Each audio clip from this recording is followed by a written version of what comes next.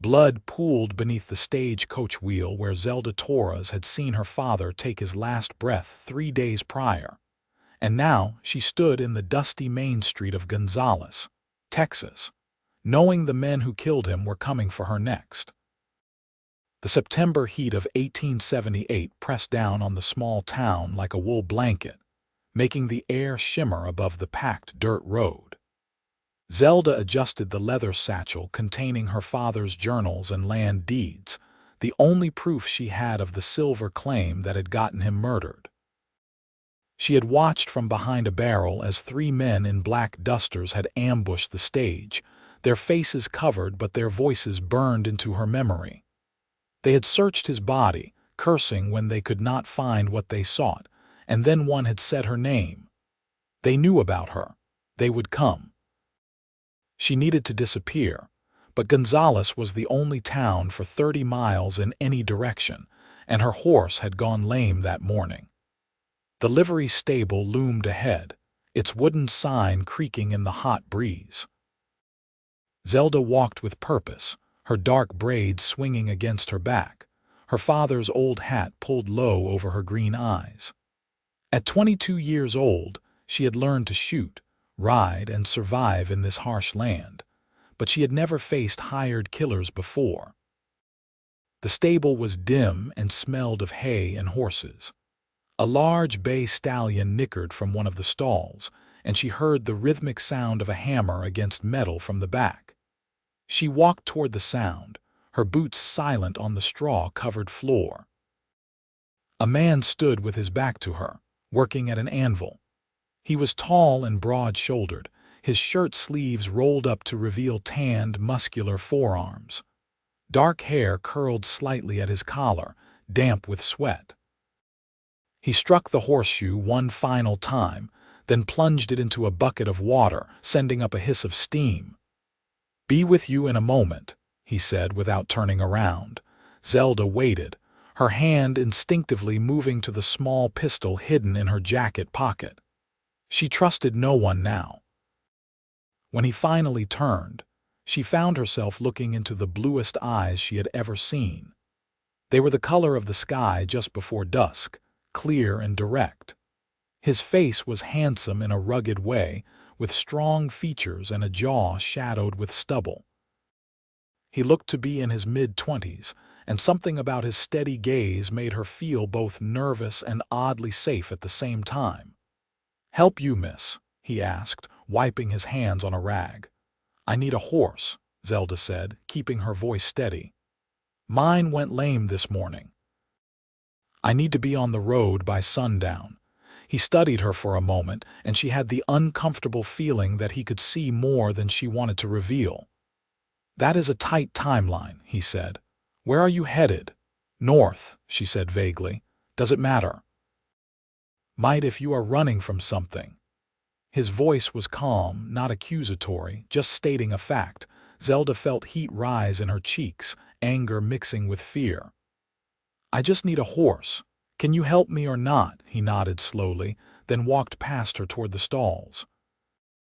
She caught the scent of leather and smoke and something else, something clean like pine. "Name is Ryder Nash," he said over his shoulder. "I own this stable, been here about 6 months now." "I did not ask for your life story," Zelda said, following him. "No, but you look like you could use a friend," Ryder said, stopping at a stall that held a dappled gray mare.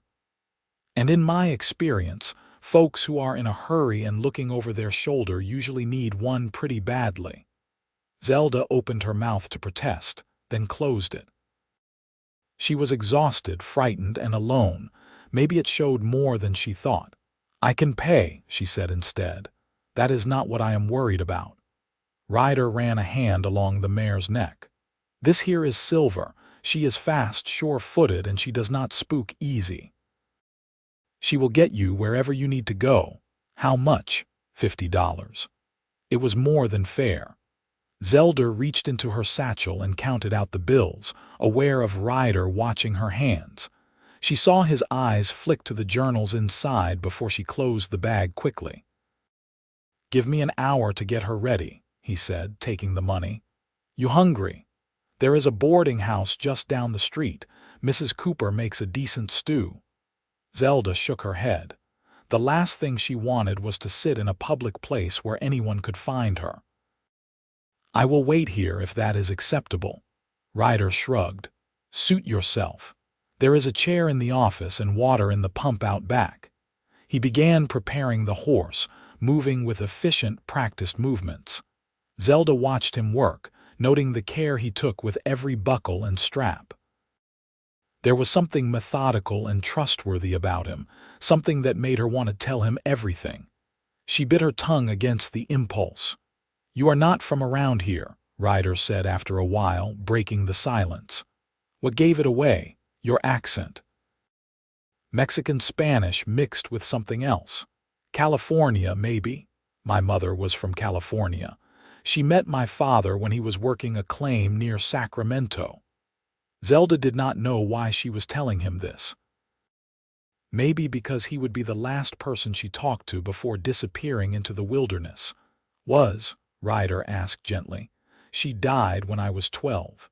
Fever. Zelda swallowed hard. My father raised me after that, taught me everything he knew about mining, about surviving. Sounds like a good man. He was. The past tense felt like a knife in her chest. He was the best man I ever knew. Ryder paused in his work, really looking at her now. What happened? Zelda meant to deflect, to change the subject, but something in his eyes made the words spill out. 3 days ago, he was murdered. Stage robbery, they will call it, but it was not. They were looking for something specific. His claim papers. He found silver, a lot of it, and someone wants it badly enough to kill for it.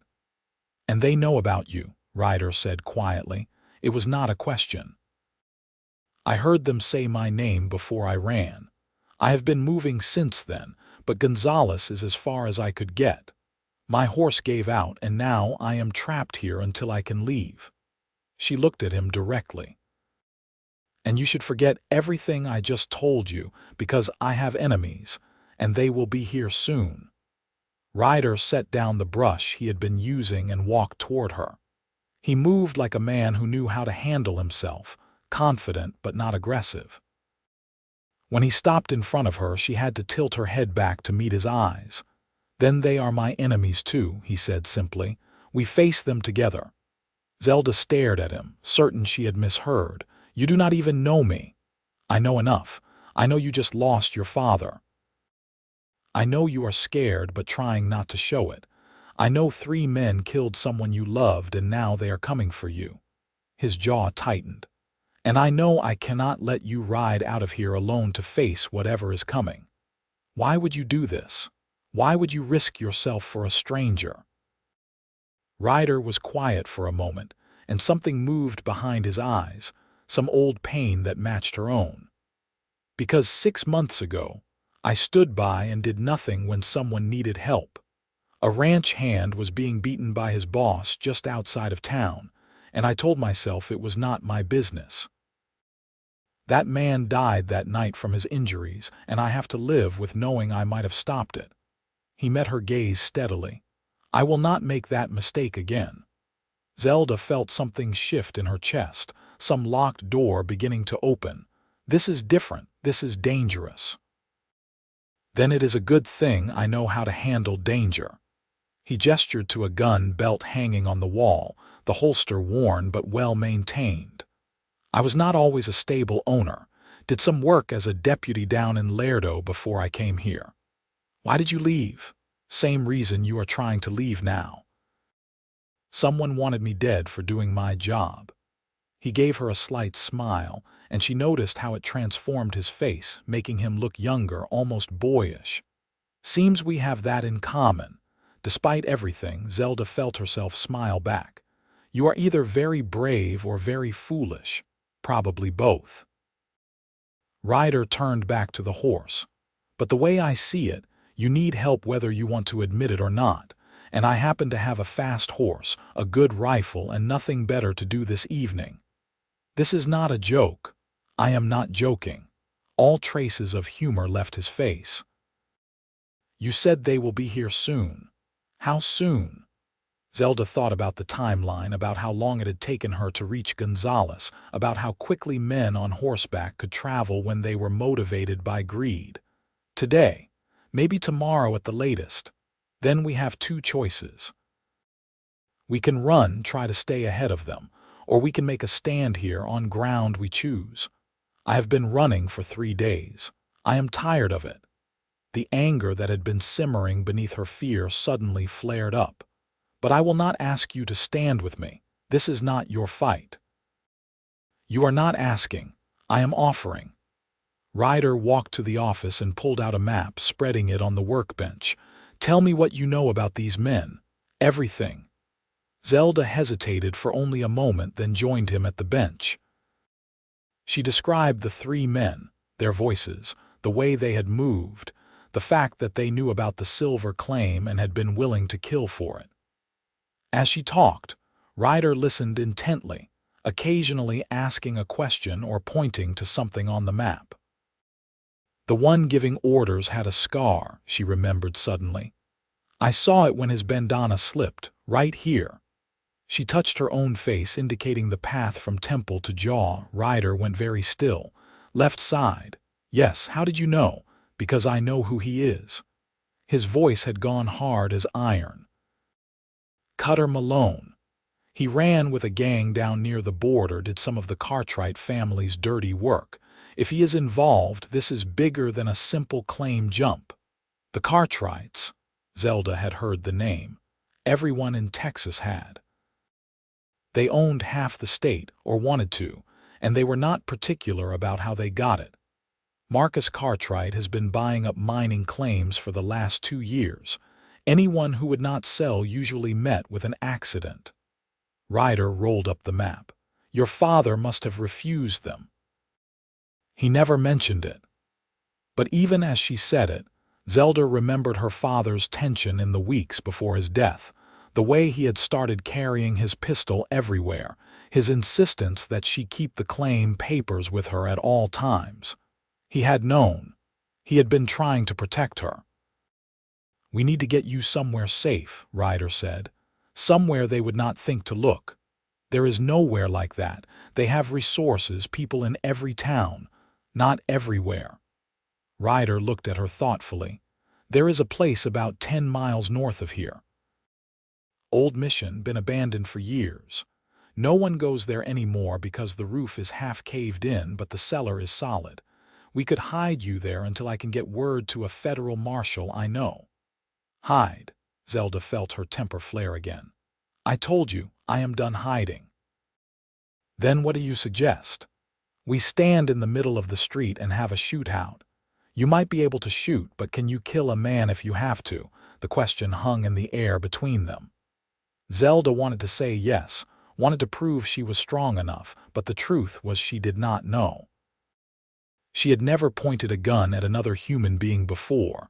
The thought of it made her stomach turn. That is what I thought, Ryder said, not unkindly. There is no shame in it. Most people cannot. But Cutter Malone can and will without a second thought. If we are going to do this, we need to be smart about it. Before Zelda could respond, the sound of hoofbeats echoed from the street outside. Multiple riders moving fast. Her heart leaped into her throat. Ryder heard it too. In one smooth motion, he grabbed her arm and pulled her toward the back of the stable. Go out through the rear door. There is an alley that leads behind the general store. Wait for me there. What are you going to do? Whatever I have to. He pressed a small derringer into her hand. If I am not there in 10 minutes, take Silver and ride hard for that mission. Follow the north road until you see a lightning-struck oak, then head east through the brush. You will find it. Ryder, go. His voice was urgent but calm. Trust me. Zelda ran. She burst through the back door into the bright afternoon sun, the derringer clutched in her sweaty palm. The alley was narrow and strewn with debris, but she moved through it quickly, her heart pounding so hard she could hear it in her ears. Behind her, she heard voices, rough and demanding. The general store provided cover, and she pressed herself against its weathered boards, trying to catch her breath. She counted the seconds. 60, 120, 300. Where was he? Then she heard a crash, the sound of wood splintering, a gunshot. Another. Zelda's blood turned to ice. She should run. She should do exactly what Ryder had told her and save herself. But her feet would not move. She could not leave him, making a decision that was either incredibly brave or incredibly stupid. Zelda ran back toward the stable. She came around the corner just in time to see Ryder backing out of the front door, his gun drawn and pointed at someone inside. 3 horses were tied to the rail outside, their sides heaving. "I told you, I have not seen any woman matching that description," Ryder was saying, his voice level. "You are welcome to check the stable, but you will find nothing but horses. We will be the judge of that." The voice that answered was rough, edged with cruelty. "Cutter Malone, it had to be. And if we find out you are lying, things are going to get unpleasant. You are threatening me." Ryder's tone never changed, but Zelda saw his finger tighten on the trigger. "You might want to reconsider that." A man emerged from the stable and Zelda's breath caught. It was him, Cutter Malone.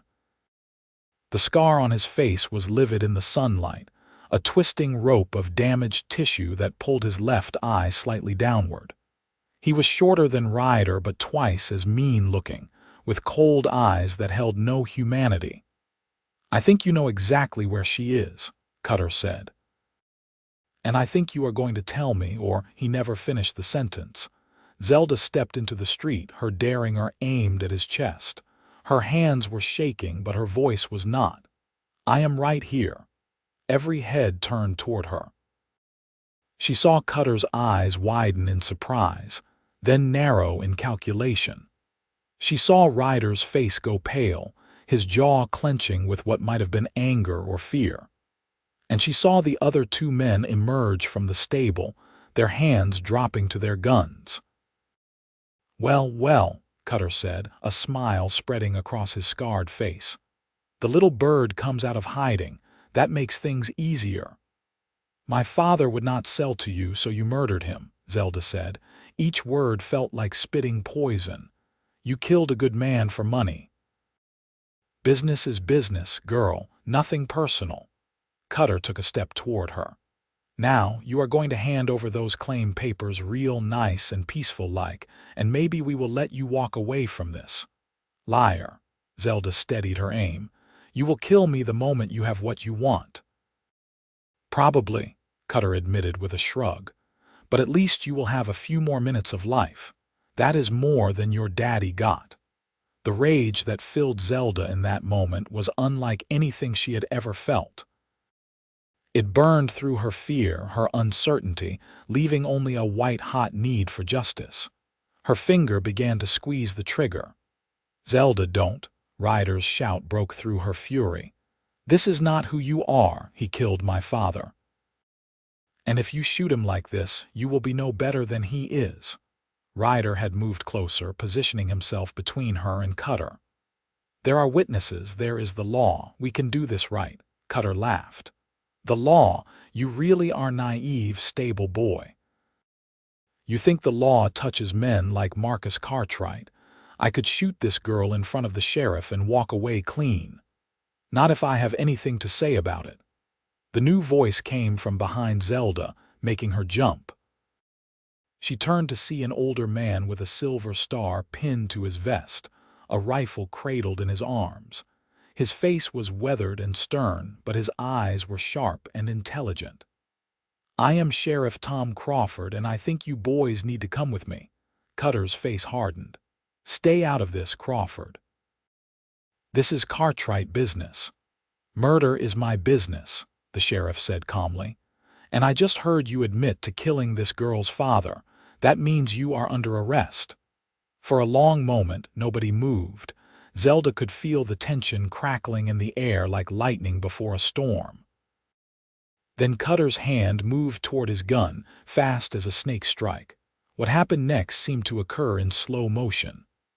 Ryder threw himself at Zelda, knocking her to the ground as gunfire erupted all around them. She hit the dirt hard, the breath knocked from her lungs, Ryder's weight pressing her down. Above them, bullets whined through the air. She heard men shouting, horses screaming, the thunderous boom of the sheriff's rifle. Then silence, broken only by the ringing in her ears. Ryder pushed himself up, his eyes scanning her face frantically. "Are you hit? Zelda, are you hurt?" She shook her head, unable to speak. He helped her to her feet, keeping his body between her and the street. When she finally looked, she saw all three of Cutter's men on the ground. The sheriff stood over them, his rifle still smoking. "Are they dead?" Zelda whispered. "Two of them," Sheriff Crawford said grimly. "The other will stand trial, though I doubt he will hang. Cartwright lawyers are too good." He looked at Zelda with sympathy. "You must be Torres' daughter. I heard about what happened to him." "I am sorry, miss. You knew my father." "Met him once or twice. Good man. Honest." The sheriff spat in the dirt. "More than I can say for the vultures circling his claim." Ryder still had his arm around Zelda, and she realized she was leaning into him, drawing strength from his solid presence. "What happens now?" she asked. "Now you give me a statement, and I wire the federal marshal's office," the sheriff said. "The Cartwrights have been operating outside the law for too long. Maybe this will finally give us enough to shut them down." "And maybe it will not," Ryder said quietly. "Sheriff, you know as well as I do that they will send more men. This is not over." Crawford's face was grim. "You might be right, which is why I am going to suggest that Miss Torres accept some protection until this is settled." "I can protect myself," Zelda started to say, but Ryder's arm tightened around her. "She will stay with me," he said firmly. "I have a house on the edge of town, defensible position, and I can keep watch." Zelda turned to stare at him. "You cannot be serious, completely serious." He looked down at her, and in his eyes she saw determination mixed with something else, something that made her heart skip. "I told you we face this together. That has not changed." "Young man, that is highly improper," the sheriff said, though he did not sound particularly scandalized. "The girl's reputation will be worth nothing if she is dead," Ryder interrupted. "Besides, Mrs. Cooper from the boarding house can act as chaperone. She owes me a favor." "I am standing right here," Zelda said, frustrated. "Do I not get a say in this?" Both men looked at her. "Of course," Ryder said. "What do you want to do?" What did she want? Zelda looked around the dusty street, at the bodies being covered with blankets, at the people emerging from buildings now that the danger had passed. She thought about the mission ruins, cold and lonely. She thought about running again, always looking over her shoulder. And she thought about Ryder Nash, who had stood beside her without hesitation, who had risked his life for a woman he had met only an hour before. "I want to see these men brought to justice," she said finally. "And if that means accepting help, then that is what I will do." Ryder's face relaxed into a smile. "Good. Then it is settled." The rest of the afternoon passed in a blur. Zelda gave her statement to the sheriff, describing everything she had seen the day her father was murdered. Ryder arranged for Mrs. Cooper to move into his house temporarily, ensuring propriety was maintained. And through it all, Zelda found herself watching Ryder, noticing the way he moved, the way he spoke to people with respect regardless of their station, the way his eyes kept finding hers across crowded rooms. As the sun began to set, painting the sky in shades of orange and gold, Ryder led her to his house. It was a simple structure, wood frame with a stone foundation, but it looked solid and well-maintained. A porch wrapped around two sides, and Zelda could see defensive advantages, immediately clear sight lines, no nearby cover for attackers. "You were serious about the defensible position," she said. "Old habits," Ryder replied, unlocking the door. "After Lerdo, I swore I would never be caught unprepared again." The inside of the house was sparse but clean. A main room served as both kitchen and sitting area, with a fireplace on one wall and a table with 2 chairs near the window. 2 doors led to what she assumed were bedrooms. "You will take the back room," Ryder said, gesturing. "It has a window that opens onto the rear yard in case you need to leave quickly. Mrs. Cooper will have the front room and I will sleep out here. On the floor, I have a bedroll. I will be fine." He moved to the fireplace and began building a fire, even though the evening was still warm. "Habit," he said when he noticed her watching. "My mother always said a house is not a home without a fire burning." "Where is your family?" Zelda asked, settling into one of the chairs. "Dead. Comanche raid when I was 15. His voice was matter-of-fact, but she heard the old pain beneath it. "I was out checking traps, came back to find the homestead burned.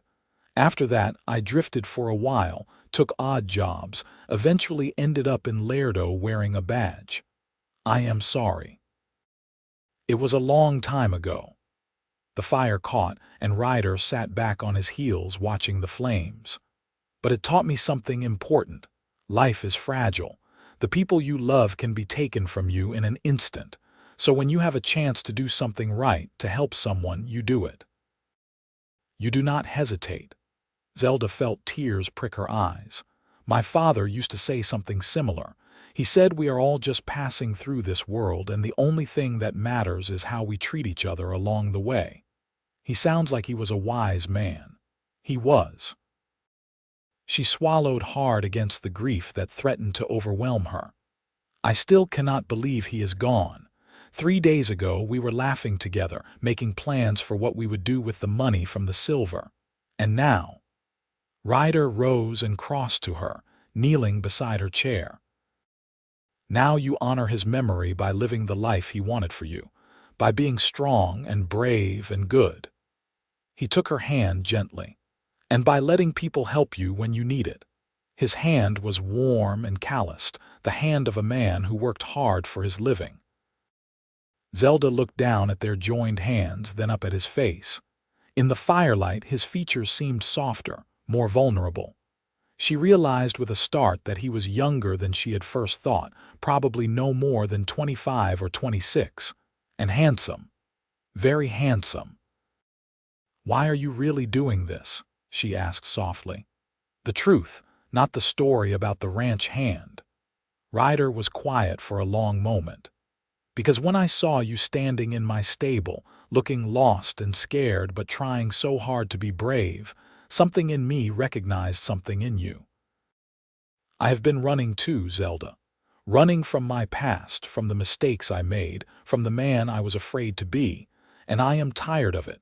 Tired of being alone, tired of pretending the world is not my problem." He met her eyes. "Maybe this is me trying to become someone I can be proud of again." The honesty in his words took her breath away.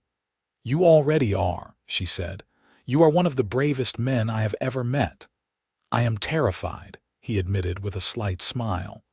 "I have been terrified since the moment those men rode up, but fear does not mean you are not brave. It just means you understand the stakes." A knock at the door made them both jump. Ryder released her hand and rose smoothly, his hand going to his gun. "Who is it?" "Mrs. Cooper, dear. The sheriff asked me to come by." Ryder opened the door to admit a plump woman in her 50s, carrying a basket that smelled like fresh bread. She bustled in, her eyes taking in everything with sharp intelligence. "Well, this is quite the situation," she said, setting the basket on the table. "But I suppose if anyone can be trusted to be a gentleman, it is you, Ryder Nash. Heaven knows you have been nothing but respectful since you came to town." "Thank you, Mrs. Cooper," Ryder said. "I appreciate you doing this. Think nothing of it. That poor girl needs protection, and you are right that your house is the safest place in town." She turned to Zelda with a kind smile. "I am sorry about your father, dear. The sheriff told me what happened. You have been through a terrible ordeal." The sympathy in her voice nearly undid Zelda's composure. She blinked rapidly, fighting tears. "Thank you." Mrs. Cooper unpacked the basket, producing not just bread but also cheese, dried meat, and a jar of preserves. "I figured you two might not have had time to eat properly. There is enough here for a decent meal." As they ate, Mrs. Cooper kept up a steady stream of conversation, telling stories about the town, the people, the latest gossip. It was soothing in its normalcy, and Zelda felt herself beginning to relax for the first time in days. Ryder watched her with quiet satisfaction, occasionally adding a comment to Mrs. Cooper's stories. When the meal was finished, Mrs. Cooper showed Zelda to the back bedroom. It was small but comfortable, with a narrow bed, a washstand, and a trunk for storage. The window Ryder had mentioned looked out onto a small yard and beyond it, open prairie. "There are clean sheets on the bed and water in the pitcher," Mrs. Cooper said. "If you need anything during the night, just call out. I am a light sleeper. Thank you for everything, Mrs." Cooper patted her hand. "You get some rest, dear. Things always look better in the morning, but sleep would not come easily." Zelda lay in the unfamiliar bed, listening to the sounds of the house settling. Mrs.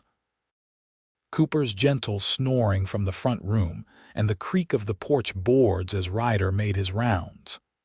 Every time she closed her eyes, she saw her father's face, heard the gunshots, felt the terror of those 3 days on the run. Finally, she gave up and slipped out of bed. She pulled a shawl around her shoulders and eased the door open. The main room was dark except for the dying fire. Ryder sat in a chair near the window, silhouetted against the starlight, his rifle across his knees. "Cannot sleep?" he asked quietly without turning around. "How did you know it was me?" Mrs. Cooper snores. "You walk soft like you are used to being quiet." He gestured to the other chair. "Come sit. Might as well keep each other company." Zelda crossed the room and settled beside him. Outside, the night was clear and cool, the stars scattered across the sky like diamonds. "Do you really think they will send more men?" "Yes," Ryder said honestly. "The Cartwrights do not give up easily, but we will be ready for them. I keep thinking about my father. About the things I should have said to him, the time we wasted arguing about stupid things." Her voice caught. "I would give anything to have one more day with him." "I know." Ryder's voice was gentle. "When my family died, I had those same thoughts for years. Still do sometimes. But here is what I learned. The people we love do not want us to drown in grief. They want us to live, to find joy again, to carry their memory forward in how we live our lives." How do you do that? How do you move forward when it feels like your heart has been ripped out, one day at a time? 1 hour at a time if you have to. He turned to look at her, his face barely visible in the darkness. "And you let people help you carry the weight." "I am not used to that. It has just been me and my father for so long. We took care of each other, did not need anyone else." "Everybody needs someone else," Ryder said. "That is what makes us human." They sat in comfortable silence for a while, watching the stars wheel slowly overhead. Zelda found herself studying Ryder's profile, the strong line of his jaw, the way his hair fell across his forehead. She thought about how strange it was that 24 hours ago she had not known this man existed, and now she felt safer with him than she had felt in years. "Tell me something," she said suddenly. "Something true about yourself, something you do not tell most people." Ryder was quiet for so long she thought he might not answer. Then he said, "I am afraid of being like my father." "What do you mean?" He was a hard man. Not cruel, but hard. He did not know how to show affection, how to tell his family he loved them. "When he looked at me, all I ever saw was disappointment. Nothing I did was ever good enough." Ryder's hands tightened on the rifle. "When I became a deputy, I swore I would be different. I would stand up for people, protect the weak, Be the kind of man who could look himself in the mirror. But then things went wrong and I ran, just like I am sure he would have. And now I am terrified that I am exactly like him after all. You are nothing like that, Zelda said fiercely. A man like you describe would not have helped me, would not have risked everything for a stranger. You are better than you think you are, Ryder Nash. He turned to her then, and even in the darkness she could see the emotion in his eyes. You hardly know me. I know enough. I know your character. I know your heart. She reached out and took his hand, the gesture feeling natural and right. And I am grateful beyond words that you were in that stable today. Ryder's thumb traced a slow circle on the back of her hand. So am I. Even with everything that is happening, even with the danger, I would not change it, because I met you. The air between them seemed to thicken, charged with something electric. Zelda felt her heart begin to race, but not from fear this time, from something else entirely. Something that felt like possibility, like hope, like the beginning of something she had never expected to find. I should let you sleep, she said, though she made no move to stand. Probably, Ryder agreed, but he did not release her hand. They sat there for another moment, hands joined, something unspoken passing between them. Then Zelda rose and Ryder rose with her. They stood close, closer than was probably proper, and she could feel the heat radiating from his body. "Good night, Zelda," he said softly. "Good night, Ryder." She returned to her room and climbed back into bed, but this time when she closed her eyes, it was not her father's face she saw.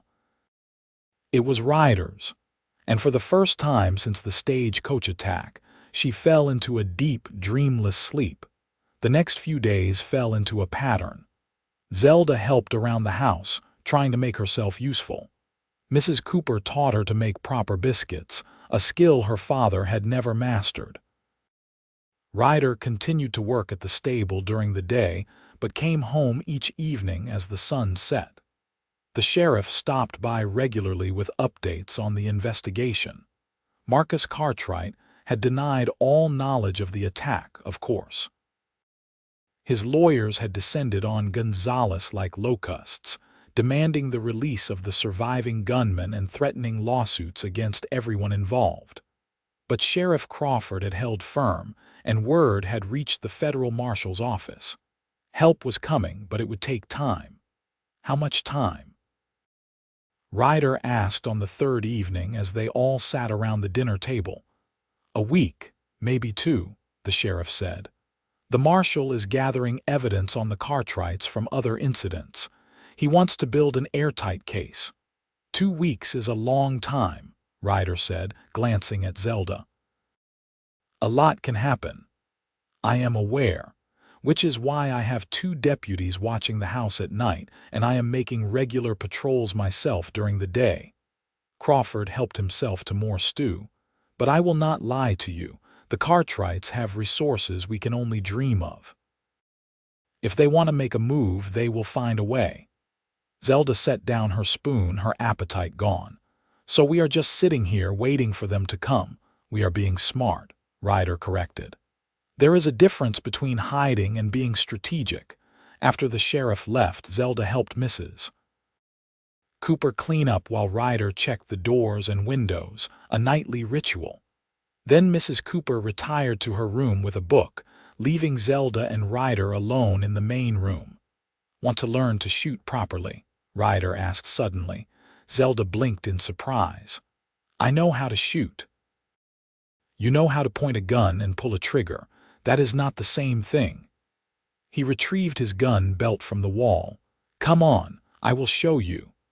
They went out into the yard behind the house, where Ryder had set up a row of old cans on a fence rail. The evening air was cool and pleasant, carrying the scent of sage and dry grass. Above them, the first stars were beginning to appear. "First rule," Ryder said, standing behind her. "Never point a gun at anything you do not intend to destroy. Second rule, always know what is beyond your target. Third rule, keep your finger off the trigger until you are ready to fire." He moved closer, adjusting her stance, and Zelda felt every place his hands touched her as if it were a brand. His chest pressed lightly against her back, his arms bracketing hers as he helped her aim. "Breathe steady," he murmured near her ear. "Take up the slack in the trigger, then squeeze, do not jerk." She fired, and the can jumped off the fence. Pride surged through her. "Good," Ryder said. "Again." They practiced until dark, until her arm ached and her ears rang. But by the end, she was hitting the targets more often than not, and Ryder's praise made her feel 10 feet tall. "You are a natural," he said as they walked back to the house. "With a little more practice, you will be better than half the men in this county." "My father used to take me shooting sometimes," Zelda said, "but we would mostly just hunt rabbits for dinner. This is different. This is survival." Ryder held the door open for her. "I hope you never have to use these skills for real, but if you do, I want you to be ready." Over the following days, their evening shooting sessions became routine. But it was not just about the shooting. It was the time together, the easy conversation, the way Ryder made her laugh with stories from his deputy days. It was the way he listened when she talked about her father, about her childhood, about her dreams for the future. He never dismissed her feelings or told her she should be over her grief by now.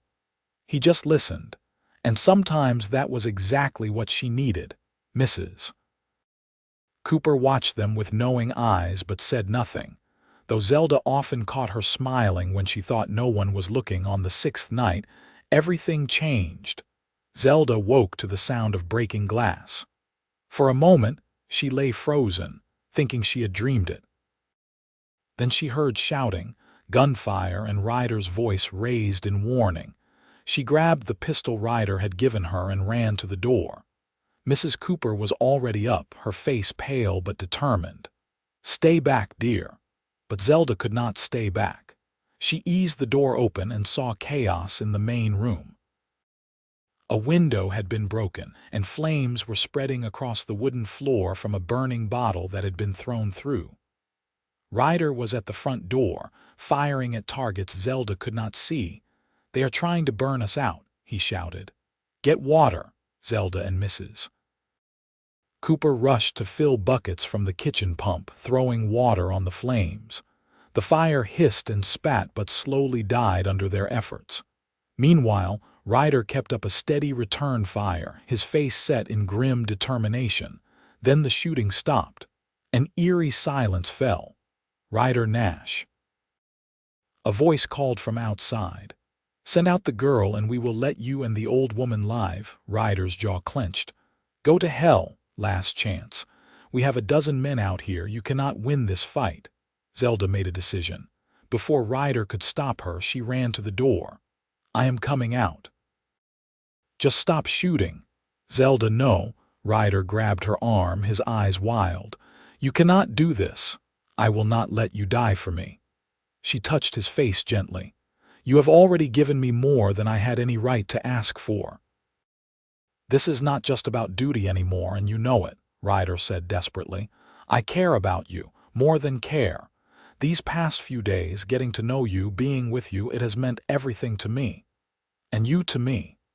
Zelda felt tears streaming down her face. "Which is why I have to do this. I could not live with myself if something happened to you. And I could not live with myself if I let you walk out that door." Ryder pulled her close, holding her tight. "We find another way. Together, remember."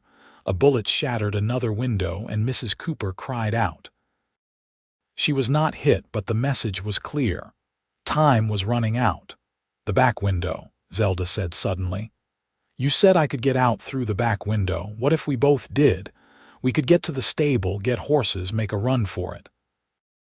Ryder considered this, his mind clearly working through the angles. They would have men watching the back too. But maybe not as many. Maybe we could get past them. It is risky. Everything is risky. Zelda looked at him steadily. "But I am not leaving you, and you are not giving me up. So we either run together or we die together. Those are the choices." Ryder stared at her for a long moment, then slowly nodded. Together.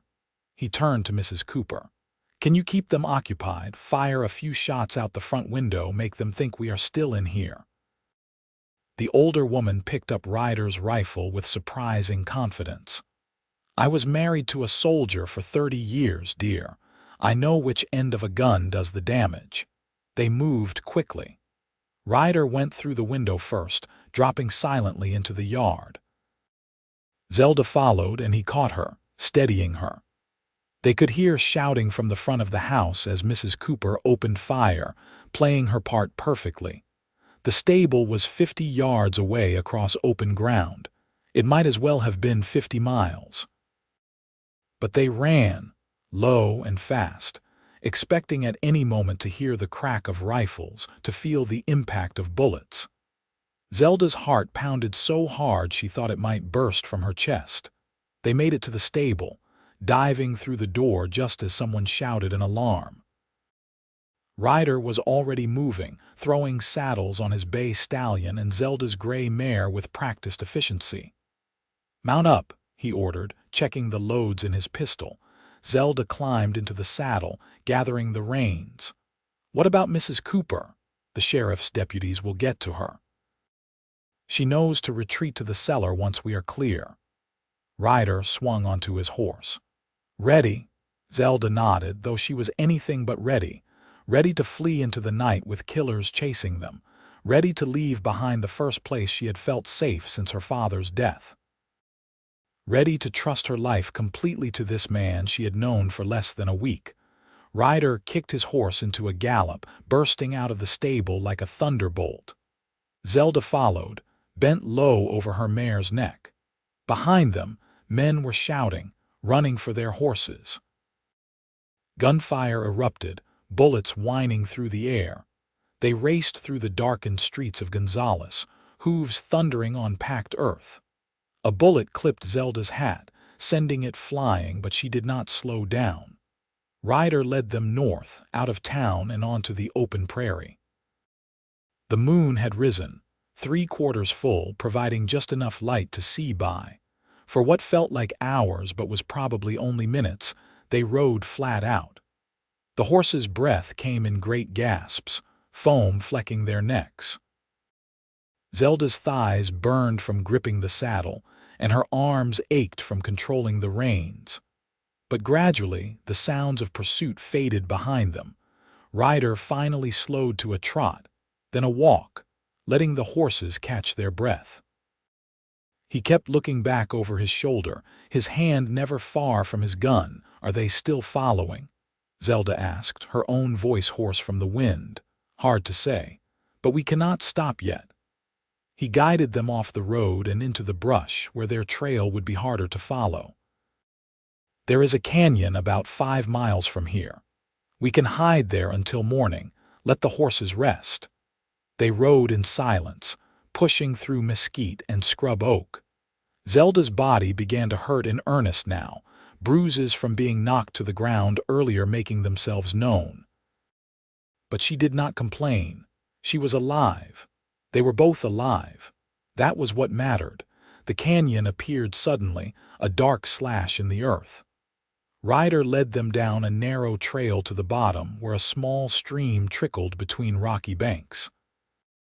It was defensible, with only one way in or out, and the sound of the water would mask any noise they made. They dismounted and tended to the horses first, removing saddles, rubbing down sweaty coats, letting them drink. Only when the animals were cared for did Ryder finally allow himself to relax slightly. "That was too close," he said, sitting heavily on a rock. Zelda sank down beside him, suddenly exhausted. "Thank you. Again. I have lost count of how many times I have said that. You do not need to thank me."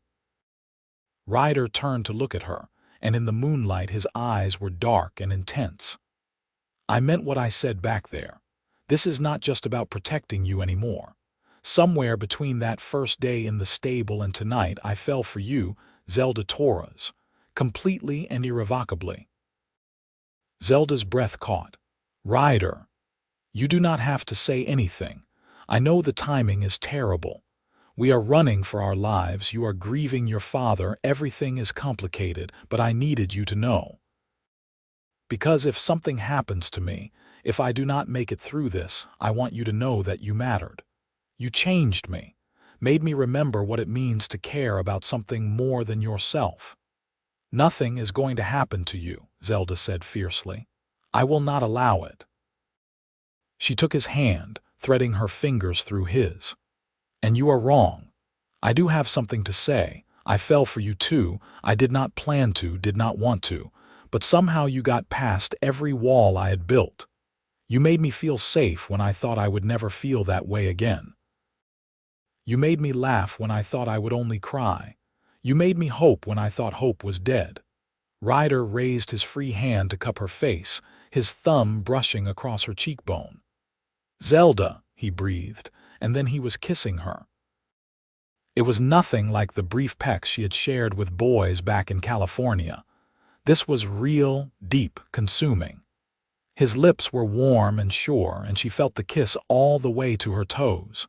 She leaned into him, her hands fisting in his shirt, trying to get closer. Time seemed to stop, the danger forgotten, the world narrowing to just the two of them in this perfect moment. When they finally broke apart, both breathing hard, Ryder rested his forehead against hers.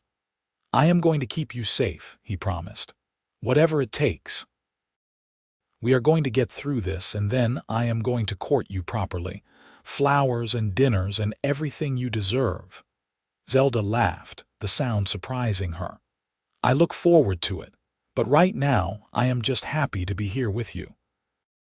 They sat together by the stream, arms around each other, watching the stars. Zelda had never felt anything like this before, this sense of rightness, of completeness. Even with everything that had happened, even with the danger that still pursued them, she felt at peace. Tell me about your dreams, Ryder said softly. What did you want to do with your life before all this happened? Zelda thought about it. My father and I always talked about building a ranch. Nothing huge, just enough land to run some cattle, maybe some horses. A place where we could put down roots, be part of a community. She smiled sadly. He wanted me to have a real home, not just a series of mining camps and rented rooms. That is a good dream, Ryder said.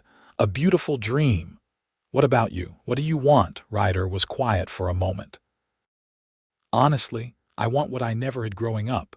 A family, children who know they are loved, a wife I can grow old with, a piece of land to call my own. He glanced at her, something vulnerable in his expression. I want to matter to someone and have them matter to me. I want to build something that lasts. You matter to me, Zelda said, and meant it with every fiber of her being. They took turns keeping watch through the night, though neither got much sleep. As dawn began to paint the eastern sky pink and gold, they saddled up again, ready to move. Where do we go? Zelda asked. The federal marshal is based in San Antonio, Ryder said. It is a hard 3-day ride, but if we can reach him, we will have protection. He will have the authority to arrest Marcus Cartwright himself. 3 days is a long time to stay ahead of them. I know. But it is our best option. Ryder mounted his horse. We will travel during the day when we can see anyone coming. Rest during the hottest hours. Avoid towns where possible. It was a grueling journey. They pushed the horses as hard as they dared, stopping only to rest and water them.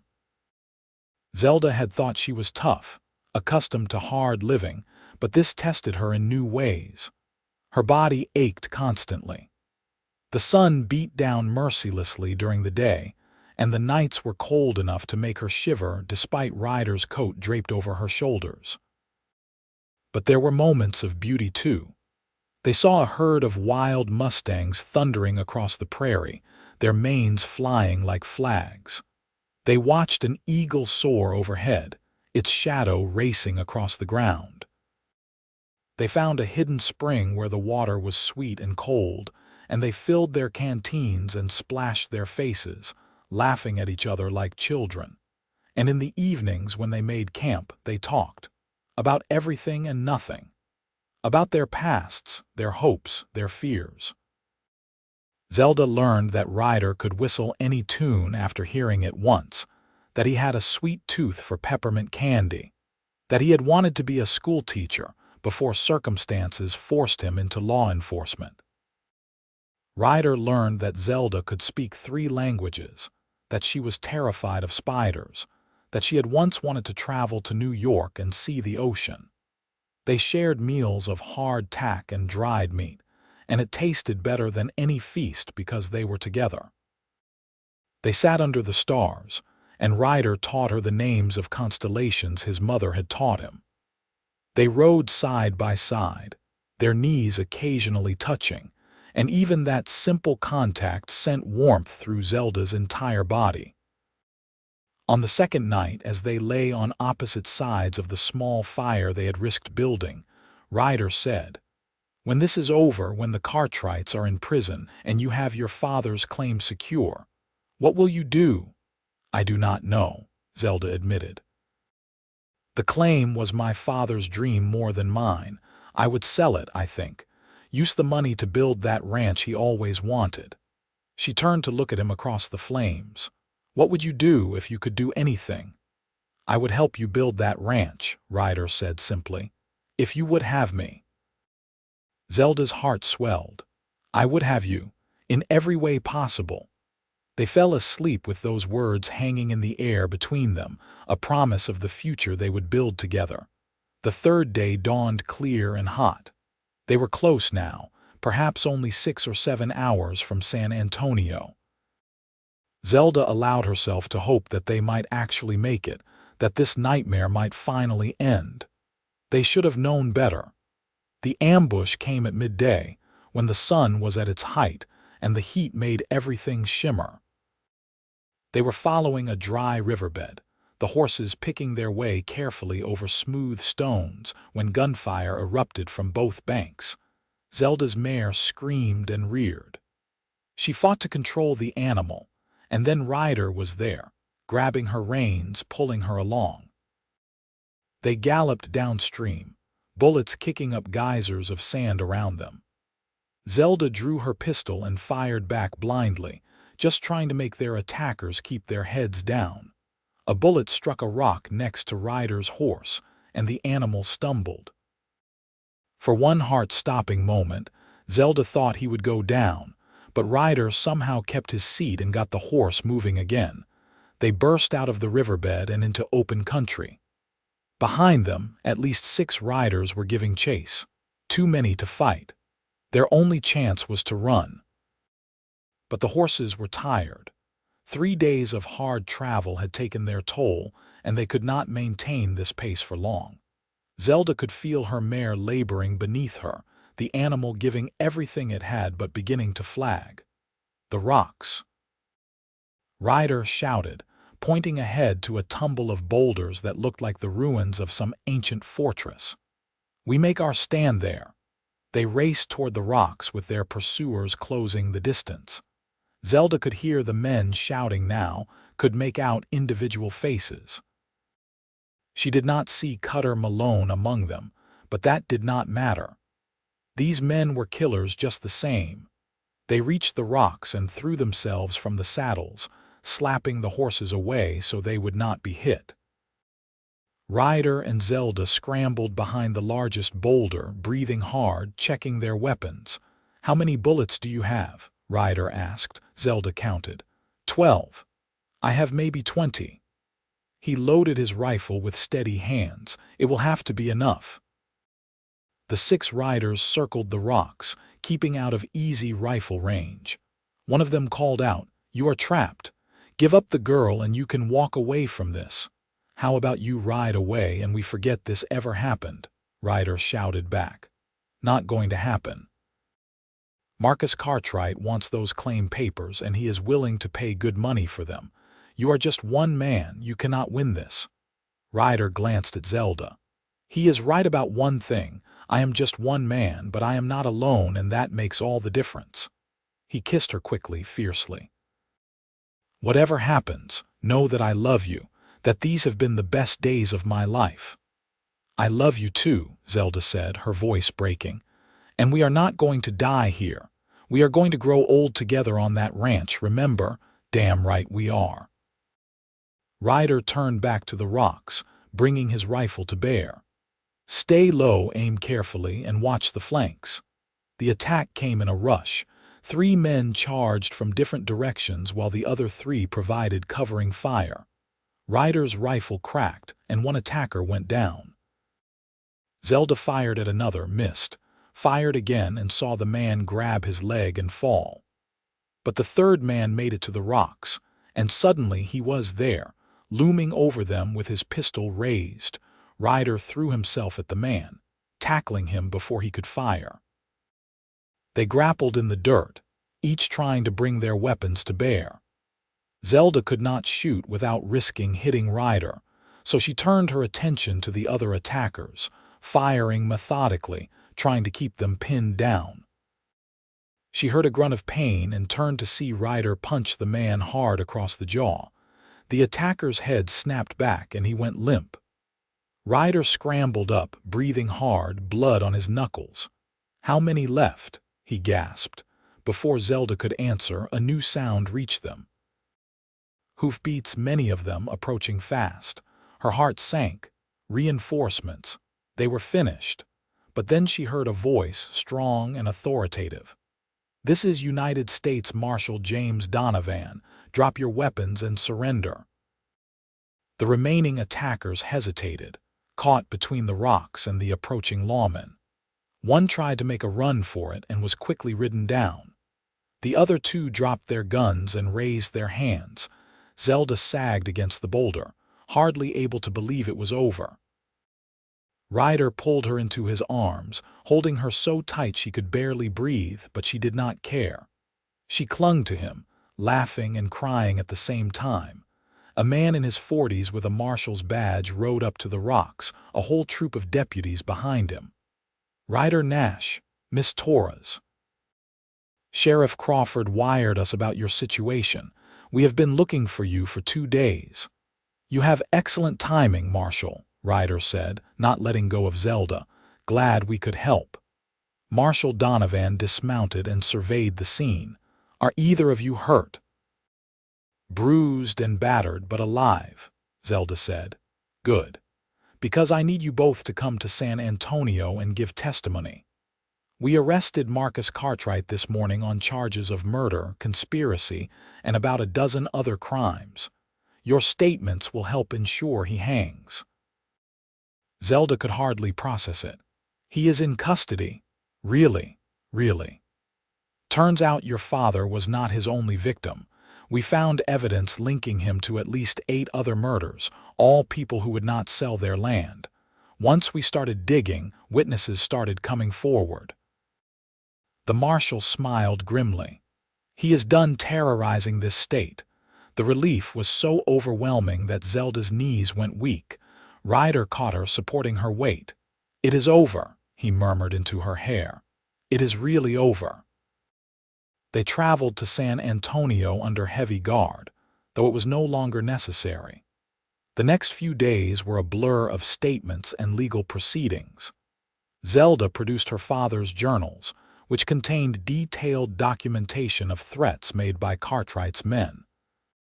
Combined with the testimony of the captured gunmen, who were eager to make deals, the case against Marcus Cartwright was ironclad throughout it all.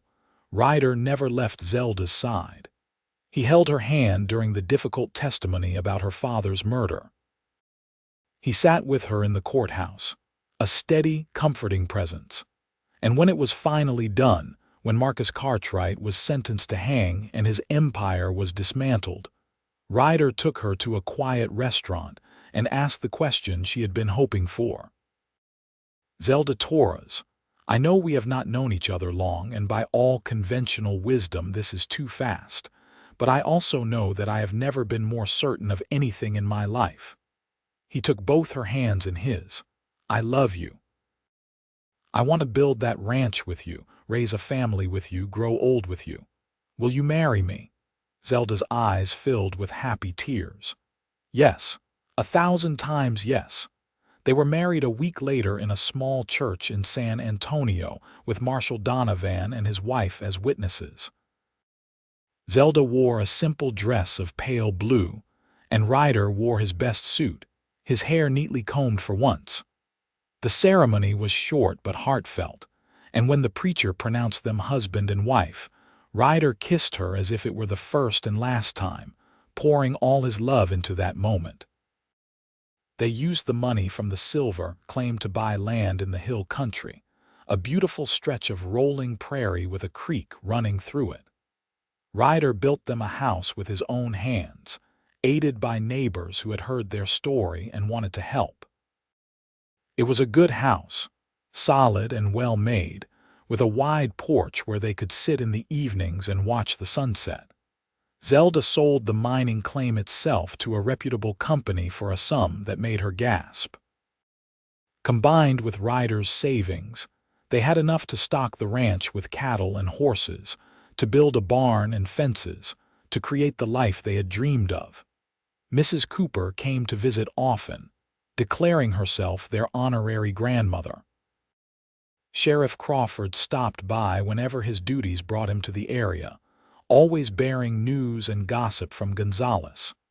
And gradually, other neighbors appeared, drawn by the Nash's reputation for honesty and hard work. A community formed, just as Zelda's father had hoped. Life was not always easy.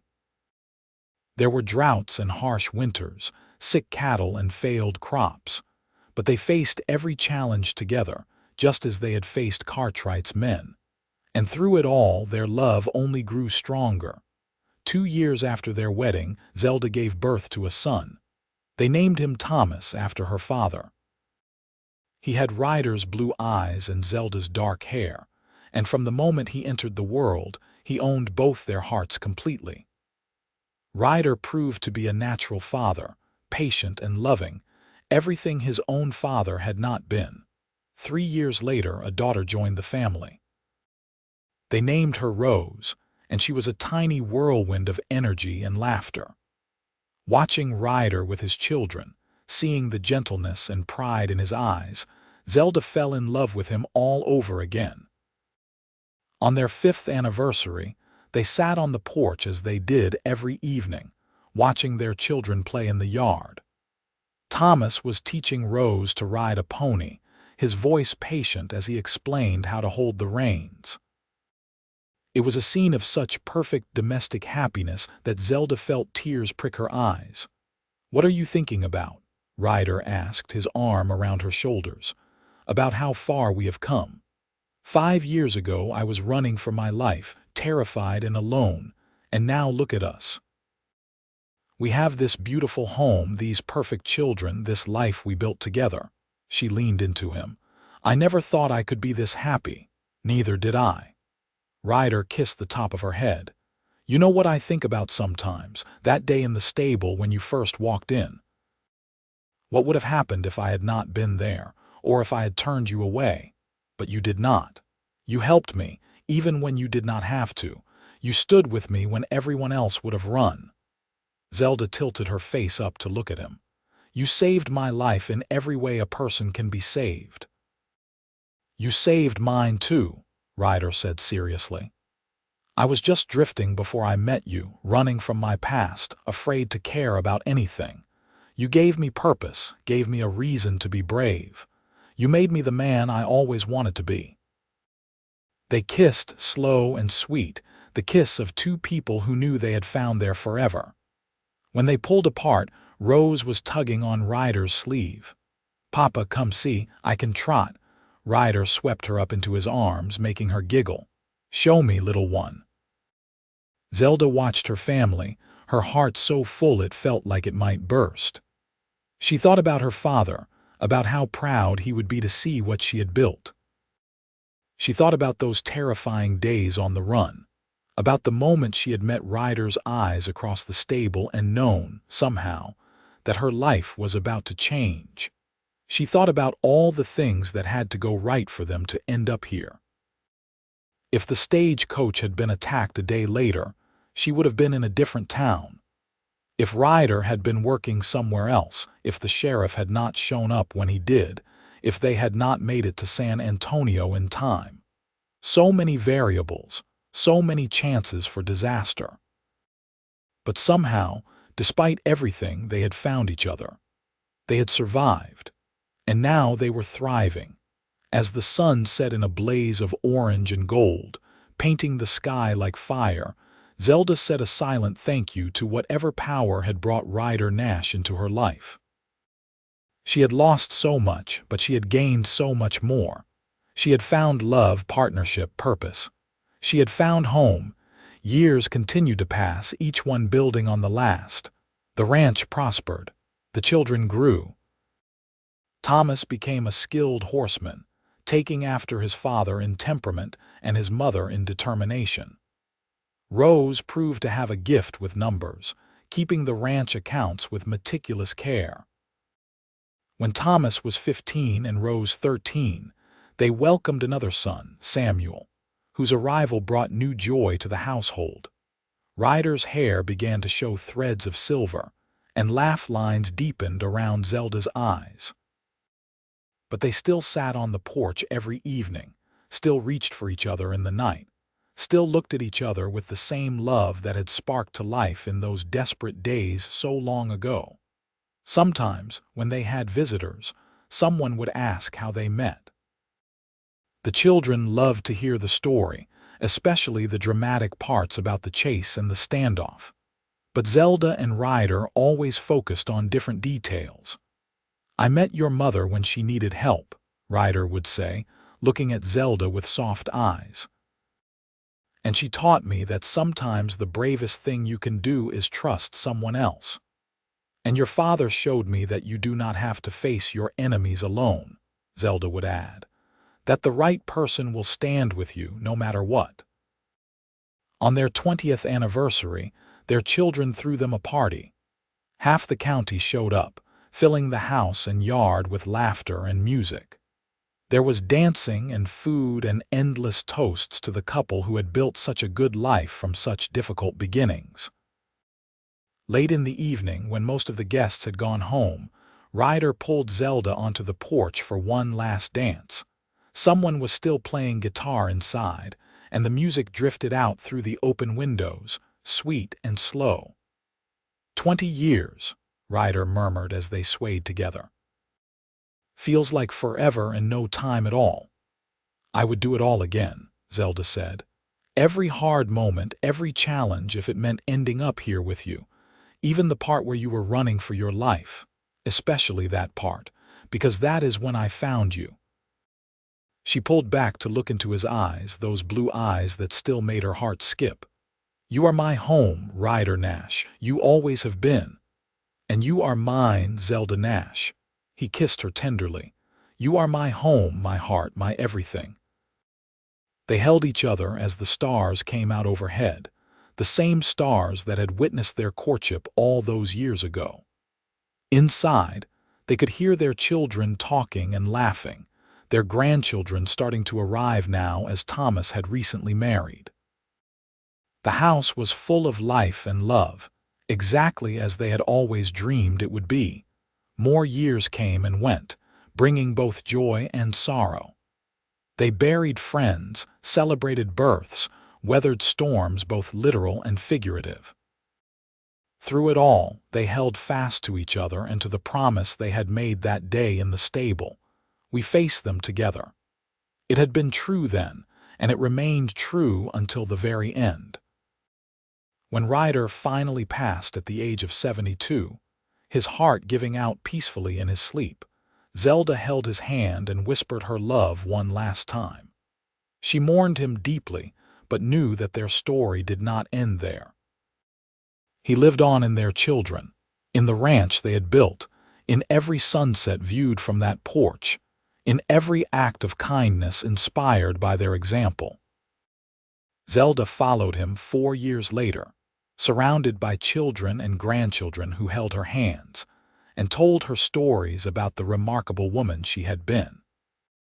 Her last words were about Ryder, about how she would see him again soon, about how she had never stopped loving him for a single moment of her long life.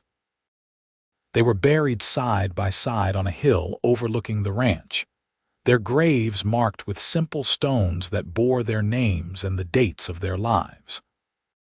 But those who knew them understood that no stone could fully capture what they had meant to each other and to everyone whose lives they had touched. The ranch continued, passed down through generations.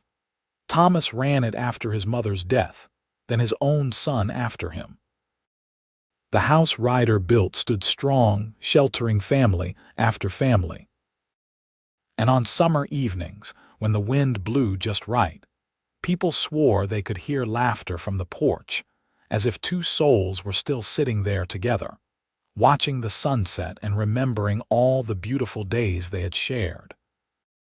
In the town of Gonzales, where it had all begun, a small plaque was placed outside what had once been Ryder Nash's stable. It read, "Here in 1878, two people proved that courage, love, and loyalty can overcome any enemy. May their example inspire us all," and inspire it did. Their story was told and retold, becoming part of the folklore of that part of Texas. A story about a woman who faced her enemies with incredible bravery and a cowboy who stood beside her without hesitation. A story about how the right person, met at the right time, can change everything. A story about how love can be found in the most unexpected places and how it can sustain you through anything life throws your way. It was a story with a simple truth at its heart. When you find someone worth fighting for, you hold on with everything you have. You stand together against whatever comes. You build a life, brick by brick and day by day, until you have created something beautiful and lasting. Zelda and Ryder Nash did exactly that. They started with nothing but each other and built an empire of love that lasted long after they were gone. Their descendants carried on their legacy, treating neighbors with kindness, standing up for justice, and always remembering that the strongest thing in the world is two people who have chosen to face life's challenges together. In the end, that is what their story was really about. Not the danger or the drama, though those were real enough, but about two people who found each other in the darkness and created light, who turned fear into courage, loss into hope, and loneliness into love that transcended death itself. The ranch still stands today, more than a century later. New families live in the house now, children play in the yard, cattle graze in the pastures. But on quiet evenings, when the sun sets in that particular way it does in Texas, painting everything gold, people say you can still feel it. The love that Ryder and Zelda built into every board and beam. The strength they poured into the land. The promise they made to each other and kept until their very last breaths. We face them together, not just enemies, but life itself. Every challenge, every joy, every ordinary moment and extraordinary crisis. Together, always together. And in that, they found not just survival, but true happiness. The kind that lasts forever.